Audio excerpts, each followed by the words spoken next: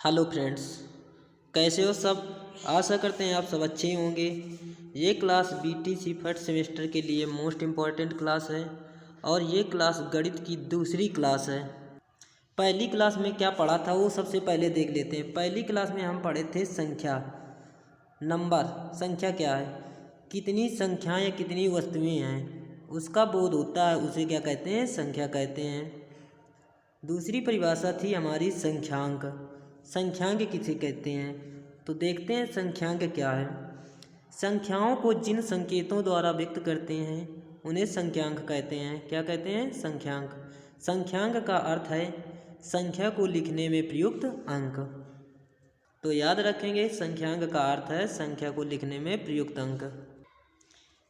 Class को like and channel को subscribe जरूर कर लेना। यदि आप लोग हमारे टेलीग्राम ग्रुप से अभी तक नहीं जुड़े तो आप लोग जुड़ सकते हैं। सर्च करिए ऑनलाइन स्टडी क्लासेस बीटीसी, या नहीं तो फिर क्लास के नीचे डिस्क्रिप्शन में लिंक दिया गया है, वहां से क्लिक करके आप लोग ऐड हो सकते हैं। दूसरी परिभाषा पढ़े थे अभाज्य संख्या क्या है, तो ऐसी सभी संख्याएं जो एक एवं स्वयं के अतिरिक्त किसी अन्य संख्या से विभाजित ना हो उसे क्या कहते हैं, अभाज्य संख्या कहलाती हैं। भाज्य संख्या क्या है, ऐसी संख्याएं जो एक और स्वयं के अतिरिक्त किसी अन्य संख्या से पूर्णतः विभाजित हों उसे भाज्य संख्या कहते हैं। थोड़ा फास्ट चलते हैं क्योंकि ये पहली क्लास में हम लोग बता चुके हैं। प्राकृतिक संख्याएं क्या होती हैं, वे संख्याएं जो वस्तुओं को गिनने में प्रयुक्त की जाती हैं प्राकृतिक संख्याएं या धन पूर्णांक संख्याएं कहलाती हैं। इसे कैपिटल एन से प्रदर्शित करते हैं। प्राकृतिक संख्याओं को इंग्लिश में कहते हैं नेचुरल नंबर्स। प्राकृतिक संख्या के उदाहरण है 1 2 3 4 5 टाट टाट अनंत तक, ये प्राकृतिक संख्या हैं। पूर्णांक की परिभाषा क्या होती है, सभी पूर्ण संख्याएं तथा ऋणात्मक संख्याएं पूर्णांक कहलाती हैं। पूर्णांक को आई से प्रदर्शित करते हैं। उदाहरण दिया गया है जैसे -5, -4, -3, -2, -1, 0, 1 2 3 4 5 टाट टाट, ये सभी हमारी क्या हैं, पूर्णांक संख्याएं हैं। नेक्स्ट परिभाषा पढ़े थे परिमेय संख्याएं क्या होती हैं, वे सभी संख्याएं जिन्हें p/q के रूप में व्यक्त कर सकते हैं वे परिमेय संख्याएं कहलाती हैं। जिन्हें हम p/q के रूप में लिख सकते हैं वे सभी संख्याएं क्या हैं, परिमेय संख्याएं हैं। But q not equal to 0, q का मान हमें 0 नहीं होना चाहिए। अपरिमेय संख्या इसके अपोजिट होती हैं, वे संख्याएं जिन्हें p/q के रूप में नहीं लिख सकते उन्हें अपरिमेय संख्या कहते हैं। यही लिखा गया है, वे सभी संख्याएं जो p/q के रूप में नहीं लिखी जा सकें अपरिमेय संख्या कहलाती है। q not equal to 0। उदाहरण दिया गया है पाई √2 √5 √10 √3।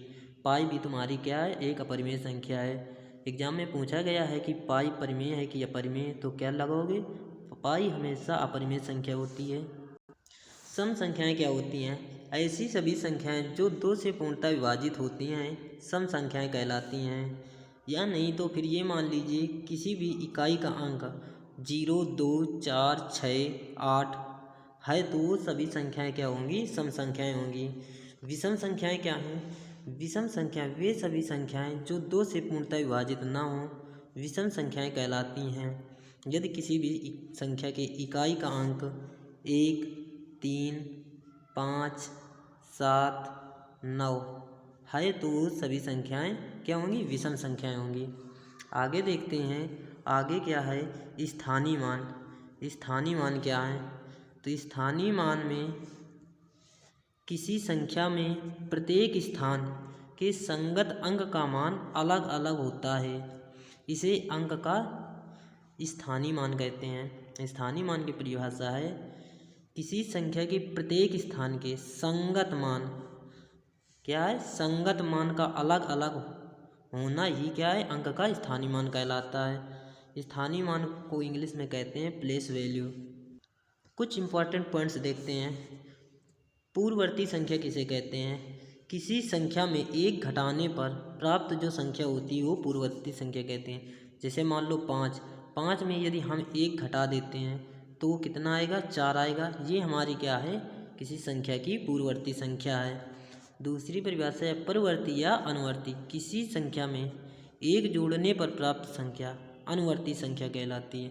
मान लो 10 है, 10 में हम यदि 1 ऐड कर देंगे तो 11 हमारी क्या होगी, 10 की अनुवर्ती या परवर्ती संख्या होगी। अनुवर्ती और पूर्ववर्ती आप लोगों को समझ गए।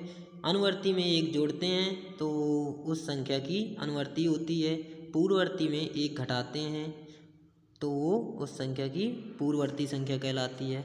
अगला पॉइंट है, 1 की कोई पूर्ववर्ती प्राकृतिक संख्या नहीं है। 1 की कोई पूर्ववर्ती प्राकृतिक संख्या नहीं है। जैसे मान लो 1 लिखा है, इसकी कोई पूर्ववर्ती निकालो तो 1 में हम क्या घटाएंगे, 1 घटाते हैं, 1 तुम्हारा है, 1 ये क्या दिया है, संख्या दी गई है, 1 की पूर्ववर्ती पूछा गया है। 1 में किस पूर्ववर्ती का मतलब क्या होता है, 1 घटा देते हैं तो 1 घटाएंगे तो 0 आएगा। 0 हमारी प्राकृतिक संख्या है क्या, नहीं है। 0 हमारी पूर्ण संख्या है बट प्राकृतिक संख्या नहीं है। तो 1 की कोई पूर्ववर्ती प्राकृतिक संख्या नहीं है।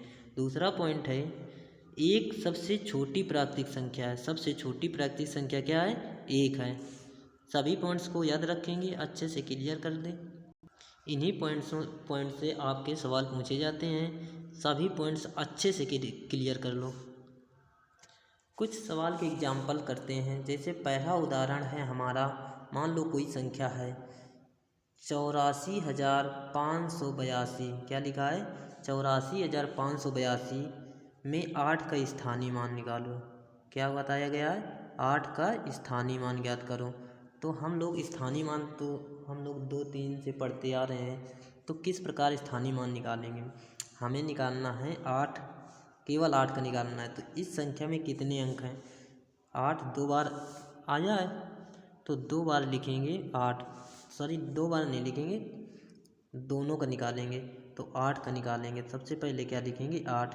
तो इकाई दाही है, दाही में है कि नहीं है 8, तो 1 दाही का मतलब होता है 10। तो ये कितना मान आएगा, 80 आएगा। दूसरा 8 लिखेंगे, दूसरे 8 का निकालेंगे, लिखेंगे 8 इंटू 1। 1 के बाद कौन सा, इकाई दाही सैकड़ा हज़ार 10,000। 10,000 का मतलब 4 जीरो होते हैं, 1 बनाकर कितने जीरो होते हैं, 4 जीरो होते हैं।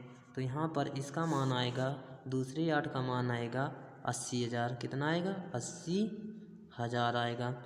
तो पहले 8 का मान आ गया 80,000, दूसरे 8 का मान आ गया 80, सॉरी पहले 8 का मान आ गया 80 और दूसरे 8 का मान आ गया 80,000। तो याद रखेंगे स्थानीय मान कैसे निकालते हैं।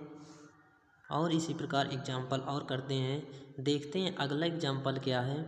मान लो जैसे अगला एग्जाम्पल है दूसरा नंबर का 6,7, 6,7,0,5 से बनी सबसे बड़ी और सबसे छोटी संख्या लिखिए। तो क्या लिखना है, सबसे बड़ी और सबसे छोटी संख्या लिखना है। सबसे बड़ी और सबसे छोटी लिखना है।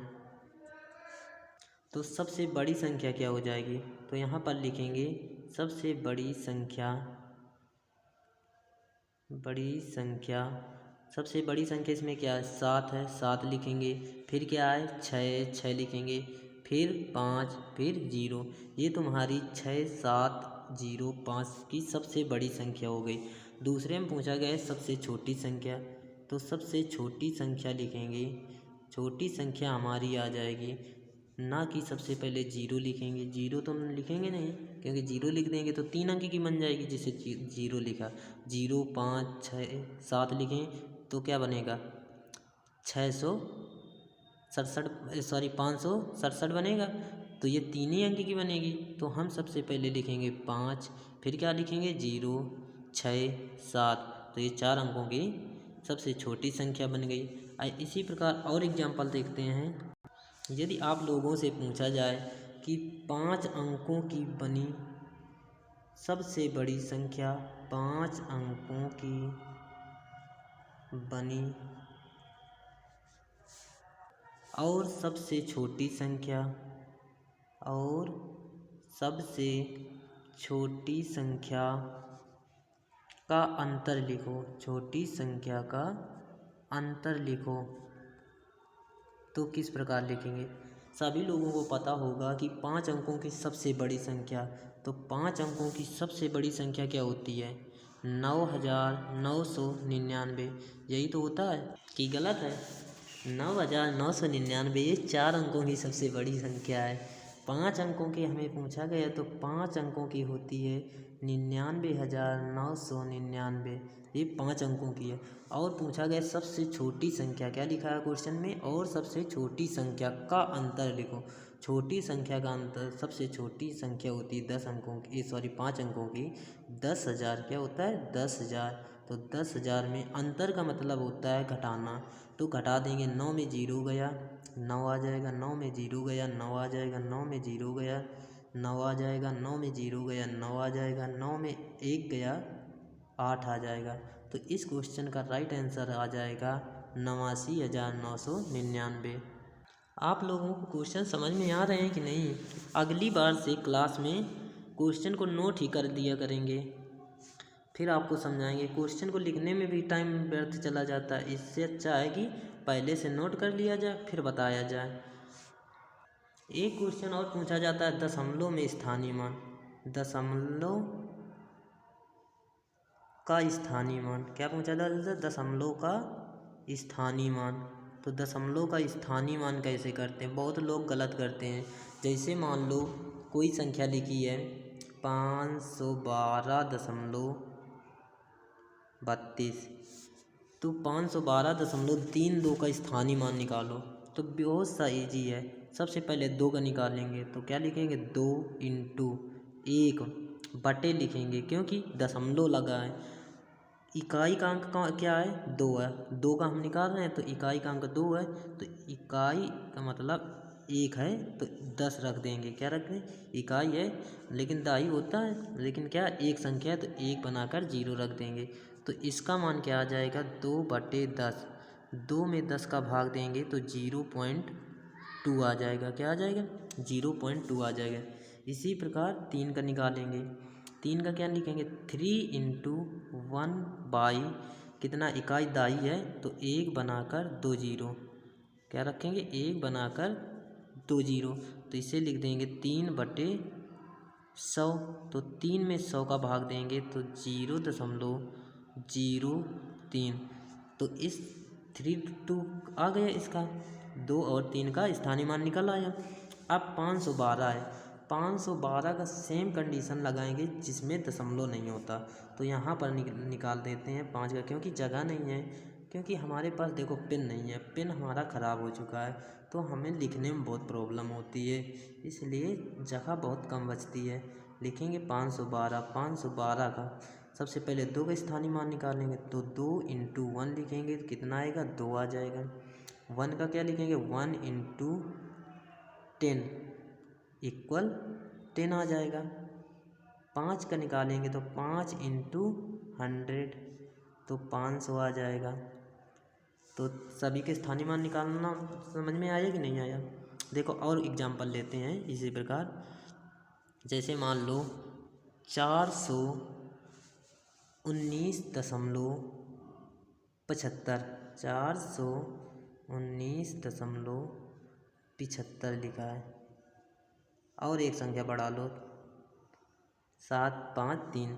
तो इसे कैसे निकालें? सबसे पहले क्या लिखते हैं? 3 लिखते हैं। फिर क्या लिखते हैं? 1/10 लिखते हैं, क्योंकि 1 का पहले इकाई का निकाल रहे हैं तो 1 0 रखेंगे। सीधे 3/10 रख कर सीधे 0.3 रख सकते हैं कि नहीं रख सकते हैं? क्योंकि 3 में 10 का भाग देंगे तो 0.3 आएगा। इसी प्रकार 5 का निकालेंगे तो 5 इंटू 1/100 लिखेंगे। इसमें कितना आएगा? 0.05 आएगा। 7 का निकालेंगे। 7 अच्छे से बना लीजिए। 7 इंटू 1/1000 क्या लिखेंगे? 1000। तो इसका आंसर आ जाएगा 0.007। अब देखो 419 को किस प्रकार निकालते हैं। 419 को बिल्कुल सेम पहले के तरीके निकालते हैं। तो पेन का कलर चेंज कर लेते हैं। तो 9 का निकालेंगे। 9 का क्या हो जाएगा? 9 आ जाएगा। 9 इंटू 1 करेंगे तो 9 आ जाएगा। 1 का कितना करेंगे? 1 इंटू 10 करेंगे तो कितना आ जाएगा? 10 आ जाएगा। 4 का 4 इंटू 100 करेंगे कितना आ जाएगा? 400। आया समझ में कि नहीं आया? और एग्जांपल देखते हैं। चलो एक एग्जाम्पल और कर लेते हैं। जैसे एग्जांपल ले लेते हैं 522.15। अब इसका निकालते हैं। आप लोग कहे कि जीरो क्यों नहीं लिया, चलो हम जीरो ही कर लेते हैं, 520 कर लेते हैं। तो अब यहाँ से निकालते हैं, पेन का कलर चेंज कर लेते हैं। अब यहाँ से निकालते हैं 5 का, तो क्या करते हैं 5 इंटू 1/10, तो इसका कितना आ जाएगा 0.5। एक का क्या आ जाएगा, तो 1 गुणे 1/100 बराबर 0.01। अब जीरो का निकालते हैं, तो क्या करते हैं जीरो गुणे इकाई का अंक 1 है तो 1 करेंगे, तो ये कितना आएगा 0 आ जाएगा। किसी संख्या में जीरो का गुणा करते हैं तो वो संख्या जीरो ही प्राप्त होती है। दूसरा 2 का निकालेंगे, 2 गुणे लिखेंगे, इकाई है तो 10 लिख देंगे, कितना आएगा 2 का 20 आ जाएगा स्थानीय मान। 5 का निकालो, तो 5 गुणे 100 बराबर 500। स्थानीय मान आप लोगों को समझ में आ चुका होगा, क्योंकि बहुत से एग्जाम्पल कर चुके हैं दशमलव का भी और बिना दशमलव के। तो अब दूसरे टाइप के क्वेश्चन देखते हैं कि दूसरे टाइप के क्वेश्चन किस प्रकार पूछे जाते हैं डीएलएड में हमारे। एक टाइप पूछा जाता है अपवर्त से, जैसे मान लो कोई पूछ लिया जाए कि 5 के अपवर्त लिखो। किस प्रकार पूछे जाते हैं कि 5 के अपवर्त लिखो, तो 5 के अपवर्त क्या होंगे, 5 होगा, 10 होगा, 15 होगा, 20 होगा, 25 होगा, इसी प्रकार आगे होगा। अपवर्त का मतलब होता है क्रम, 5 का क्रम है, 5 का पूछा जाएगा, जिसका अपवर्त पूछा जाएगा उसी का क्रम होगा। 5 का पूछा गया तो 5 का क्रम होगा, इसमें 5 ऐड हुआ, इसमें 5 ऐड हुआ, इसमें 5 ऐड हुआ, इसमें 5 ऐड हुआ, इसी प्रकार आगे ऐड कर देंगे तो इसी आगे वाली संख्या निकल आएगी। अब आगे देखते हैं अनुवर्ती और पूर्ववर्ती, हम लोग पढ़े थे। अनुवर्ती संख्या क्या होती है, जैसे मान लो अगला एग्जाम्पल है, मान लो आप लोगों से पूछा जाए 9,999 की अनुवर्ती संख्या लिखो। क्या लिखो, अनुवर्ती संख्या। तो अनुवर्ती संख्या क्या होती है, अनुवर्ती को हमने बताया था किसी संख्या में यदि एक ऐड कर देते हैं तो वह उस संख्या की अनुवर्ती संख्या कहलाती है। ये परिभाषा बताई गई थी कि नहीं बताई गई थी। तो इस संख्या में क्या कर देंगे, एक ऐड कर देंगे, तो 9,999 प्लस 1 कर देंगे। आपको जोड़ना तो सभी लोगों को आता होगा, जोड़ दीजिए 9 1 10, 9 1 10, 9 1 10, 9 1 10, इसमें एक जोड़ा गया, हासिल वाला इसमें जोड़ा गया, हासिल वाला इसमें जोड़ा गया, 9 1 10 इसमें हो गया। तो कितना आंसर आ जाएगा हमारा, 9,999 की अनुवर्ती संख्या 10,000 प्राप्त हुई। एक क्वेश्चन पूछा गया था डीएलएड 2017 में, फर्स्ट सेमेस्टर में पूछा गया था 2017 में। कौन सा क्वेश्चन पूछा गया था हम लोग आपको बताते हैं कि 1 से क्या पूछा गया था, 1 से 100 के बीच कितनी अभाज्य संख्याएं हैं, कितनी अभाज्य संख्याएं हैं, ये क्वेश्चन पूछा गया था 2017 डीएलएड फर्स्ट सेमेस्टर में पूछा गया था। तो आप लोगों को यदि पता होगा तो बहुत ही अच्छी बात है, नहीं पता होगा तो आप लोगों सोचिए कितना टाइम लगेगा, हमें कम से कम 2 मिनट या 3 मिनट से ऊपर ही समय लगेगा। इससे अच्छा है कि हम लोग याद रखते हैं 1 से 100 के बीच अभाज्य संख्याएं होती हैं, टोटल कितनी होती हैं 25। कौन कौन सी होती हैं हम आप लोगों को बता रहे हैं, आप लोग नोट कर लेना, क्योंकि हम लिखेंगे तो बहुत टाइम लगेगा, क्योंकि हमारे पास पेन भी नहीं है। पेन की समस्या तो हम पहले ही बता चुके हैं। तो पहली होती है 2 3 5 7 11 13 17 19 23 29 31 37 41 43 47 53 59 71 67 71 73 79, 83, 89 और 97। ये हमारी 25 अभाज्य संख्याएं होती हैं। आप लोग याद रखना, ये 2017 डीलेट फर्स्ट सेमेस्टर में क्वेश्चन पूछा गया है। एक क्वेश्चन और कर लेते हैं, इसके बाद क्लास को समाप्त करते हैं। एक क्वेश्चन पूछा जाता है कि संख्याओं का विस्तारित रूप लिखो। मान लो कोई संख्या है 15,120। 15,120 का विस्तारित रूप लिखो। क्या लिखो? विस्तारित रूप लिखो। बहुत लोग गलती करते हैं। तो विस्तारित रूप क्या होता है? देखो, आप लोगों को स्थानीय मान पता होगा। स्थानीय मान कैसे निकालते हैं? जीरो को तो हमेशा जीरो होता है, तो इकाई में है तो जीरो होगा। दहाई में हो गया, 2 का स्थानीय मान दहाई में 200 हो जाएगा, 20 हो जाएगा। इसका 1 का 100 हो जाएगा, 5 का 5000 हो जाएगा और 1 का 10,000 हो जाएगा, क्योंकि 1000 में है ना, इकाई, दहाई, सैकड़ा, हज़ार, 10,000 हो जाएगा। अब इसी प्रकार देखो किस प्रकार निकालते हैं। सबसे पहले जीरो है तो जीरो रख देते हैं, प्लस का चिन्ह लगाते हैं, इकाई के अंक और चलते हैं। आप लोगों को अपना मेथड बताते हैं, बिल्कुल सिंपल इजी। क्या है? देखो, कलर चेंज कर लेते हैं। सबसे पहले देखो क्या लिखा, 1 लिखा है। सबसे पहले अपने बाईं ओर क्या लिखा? 1 लिखा है, 1 लिख देते हैं। 1 लिख गया तो 1 के बाद कितने अंक हैं? 1 2 3 4, 4 अंक हैं तो 4 जीरो रख देते हैं। 1 2 3 4। फिर क्या करते हैं? प्लस का चिन्ह लगाते हैं। बहुत ईजी तरीका है। फिर क्या लिखते हैं? दूसरा नंबर है 5। 5 के बाद कितने अंक हैं? 1 2 3, 3 अंक हैं तो 3 जीरो रख देते हैं। 1 2 3। फिर प्लस का चिन्ह लगाते हैं। फिर क्या लिखेंगे? 1 आता है। 1 के बाद कितने अंक हैं? 2 अंक हैं तो 2 जीरो रख देते हैं। प्लस का चिन्ह लगाएंगे। फिर क्या लिखेंगे? 2 आता है। 2 के बाद कितने अंक हैं? 1 अंक है तो 1 जीरो रख देते हैं। प्लस का चिन्ह लगाएंगे। फिर क्या आता है? 0 आता है, 0 रख देंगे। 0 के बाद कितने अंक हैं? 1 भी अंक नहीं है तो 1 भी अंक नहीं रखते हैं। तो ये हमारा आ गया क्या? संख्याओं का विस्तारित रूप। एक और एग्जाम्पल करके देखते हैं। जैसे मान लो कोई एग्जाम्पल है, मान लो 33,345। 33,345 इस संख्या का विस्तारित रूप करना है। तो सबसे पहले क्या करेंगे? 3 लिखेंगे। 3 के बाद कितने जीरो हैं? 3 के बाद हमारे पास कितने जीरो हैं वो लिखेंगे। 3 के बाद कितने जीरो? 1 2 3 4 जीरो हैं, 4 जीरो रख लेते हैं। ये 4 जीरो रख दें। प्लस का चिन्ह लगाते हैं। 3 फिर लिखेंगे, क्योंकि 3 बार आया है। कितने अंक है? 1 2 3, 3 अंक हैं तो 3 अंक रख देते हैं। प्लस का चिन्ह लगाएंगे। फिर 3 लिखेंगे। कितने अंक हैं? 2 अंक हैं तो 2 जीरो। फिर क्या करेंगे? 4 लिखेंगे। 4 के बाद कितने अंक हैं? 5, 1 अंक है तो जीरो रखेंगे 1। प्लस 5 के बाद कितने अंक हैं? 1 भी अंक नहीं है। तो ये तुम्हारा संख्याओं का क्या हो गया? विस्तारित रूप हो गया। बहुत इंपॉर्टेंट क्वेश्चन है, एग्जाम में पूछा भी गया है कि संख्याओं का विस्तारित रूप लिखो। एक क्वेश्चन और पूछा जाता है कि संख्याओं का अंकों में लिखिए, शब्दों में लिखिए।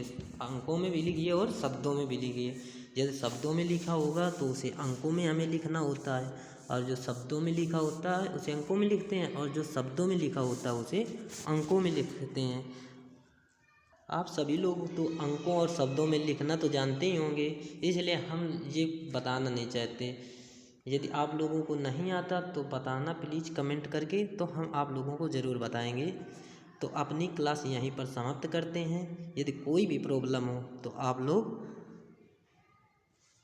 कमेंट में पूछ भी सकते हैं। क्लास को लाइक और शेयर ज़रूर कर देना। चलते हैं नेक्स्ट क्लास में। जब तक के हंसते रहिए, मुस्कुराते रहिए। जय हिंद।